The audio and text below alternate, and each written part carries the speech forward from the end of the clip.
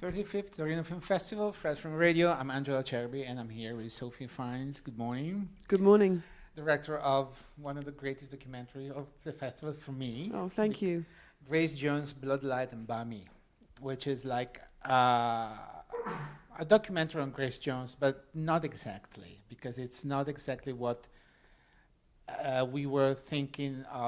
It's not a celebration of the icon, it's like the story of the woman, for what I saw exactly. Yeah, I mean, I think it's like, the icon is always there, and the icon is somehow, for me, animated by the performances.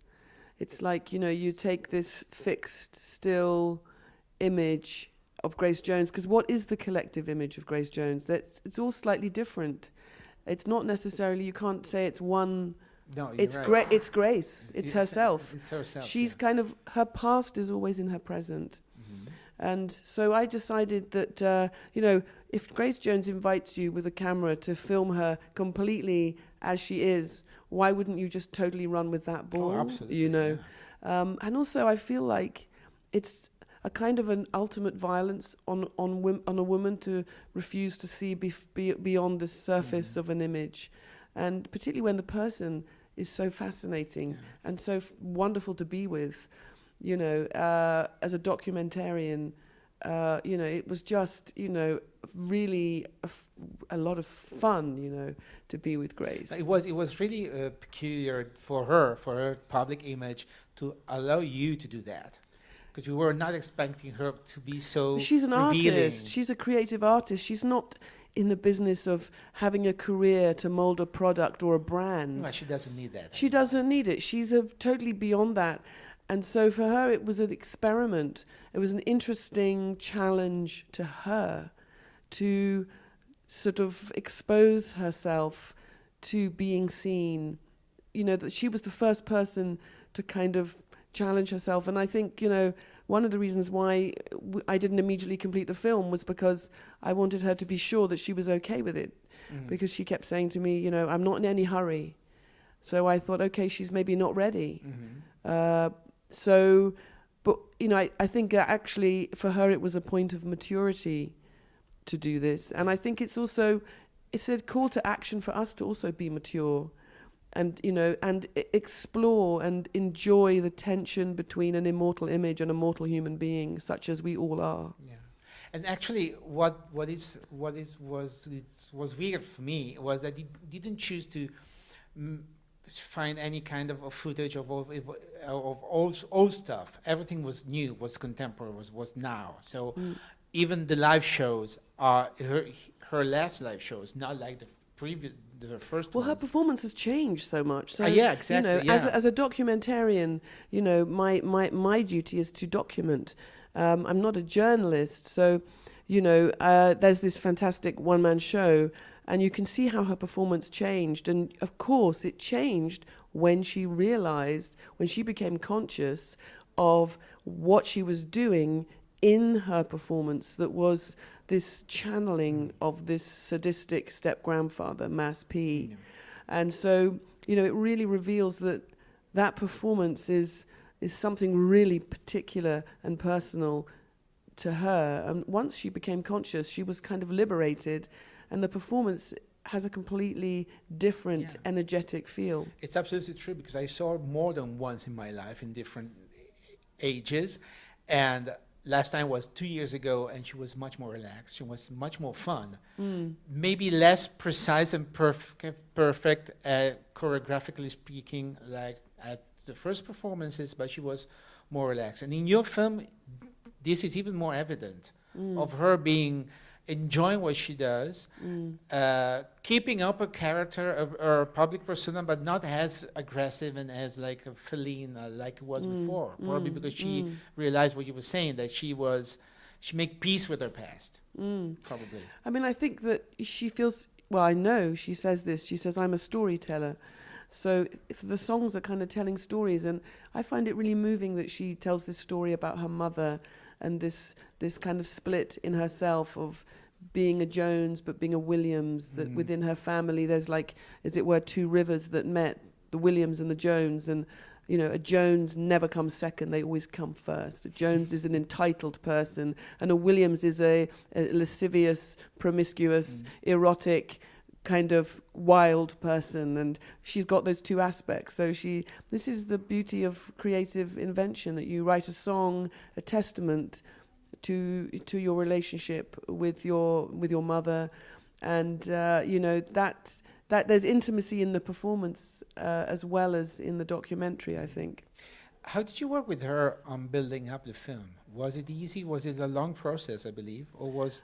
Yeah, it was, you know, like they say, suck it and see, you know.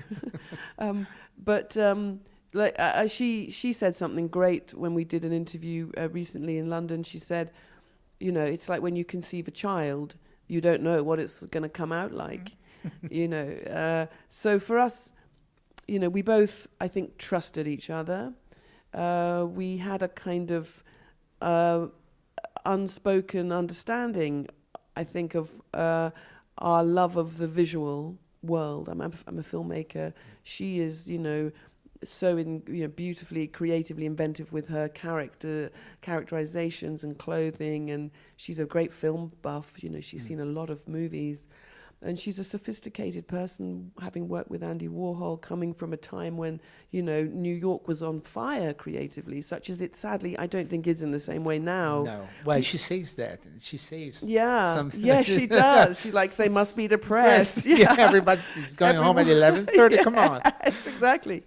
So, you know, it's like a kind of, you know, in a sense, you know, she's carrying in her all that experience. And I think she knew that I kind of could understand that. And, you know, I feel like, there's a lot. I mean, how did I work with her? In the shooting of the documentary, we're very much in the hands of life, not in control. You know, you have to react, be present in the moment. And then in fact, in the filming of the performance sequences, I had to build and construct this whole setting for her, because I knew she wanted her performance to be, she likes to be in a theatrical environment. But even in that, she also didn't want to rehearse.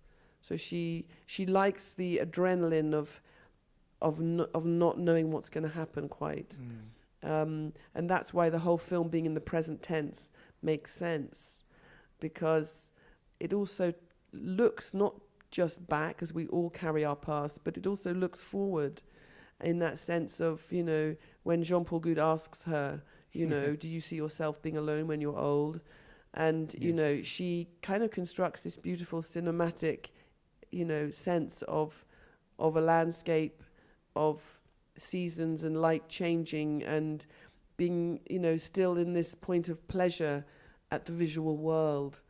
And I think we both kind of shared that. You know, Jamaica is a beautiful place. And you were saying earlier that she told you that she was not in a hurry. So the movie takes a long time to be done. It was like a long process. Well, I filmed on and off for 5 years, 4 or 5 years.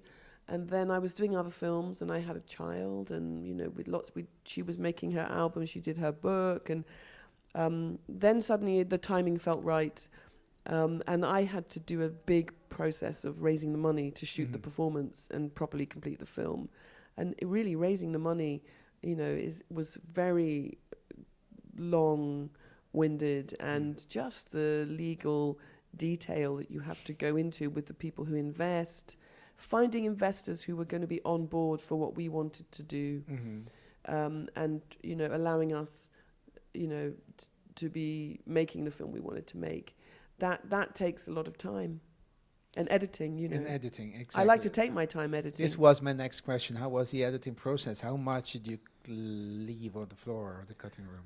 Well, you know, I really enjoy editing, because it's like I edit myself, and it's like writing with film. You know, I get to really kind of, you know, build an editing system where I can navigate really quickly, find things. I don't want to be wasting time trying to find something that I thought was here but wasn't. You know, you have to be forensic in how you set up your editing system for 4 years of footage, you know.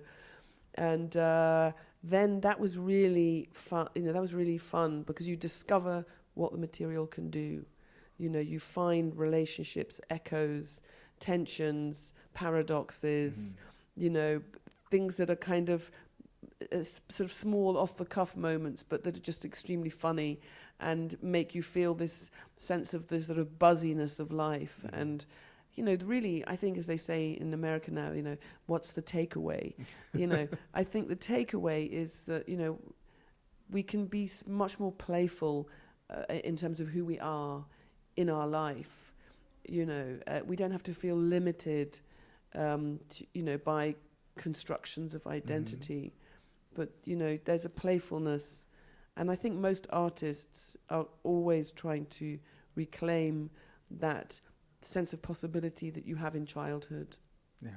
And how was her reaction to the film once she saw the complete opera? I took a rough cut to show her in Jamaica last January, and she watched it 3 times, and you know, she never once said, "I don't like how I look, can you take it?" She'd made this very radical decision that she was going to give away control of that. I, of course, was wanting to make sure that she was stunning and her profile is just fascinating, and you know, she's like a sculpture from, you know, ancient. She still is, which is amazing. She's always been, and she still is. And so I just wanted her to, you know, be that compelling person that she is. So she never, you know, said, "Oh, I don't look how I look. I don't like how I look." She was more, you know, she had interesting, really good creative notes about rhythm, about you know, a couple of tiny things that were just great, you know, like a proper creative collaborator who kind of could spot something that, you know, that maybe you can't because you've seen it so many times. You know, you say, "Oh, you actually know that link, you could actually tighten that bit up there." Yes, you know, that's great, actually, you know. So I really appreciated her real collaborative, you know, spirit. Well, thank you very much. Thank you. Because it was like a good trip for So, us. Grace Jones fans, was a really good trip. Yeah. Well, I think, you know, I really feel like, you know, when you make a film, you know, if you don't connect with what the fans see in the subject, you might as well not bother. Yeah, exactly. You know. Luckily, you did. You did find that. Thank you very much, Sophie Fiennes, director of Grace Jones, Bloodlight and Bami. I'm Angela Cherby, Fred Film Radio, the Festival Insider.